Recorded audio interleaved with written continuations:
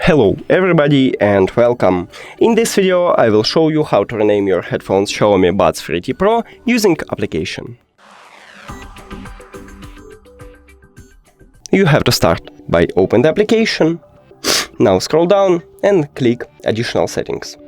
And right here we can rename, so click on it. Or we have also another option, is to click on manage your earphones, then move to the left. And right here, click on this yellow icon. And it's the same what in the first option.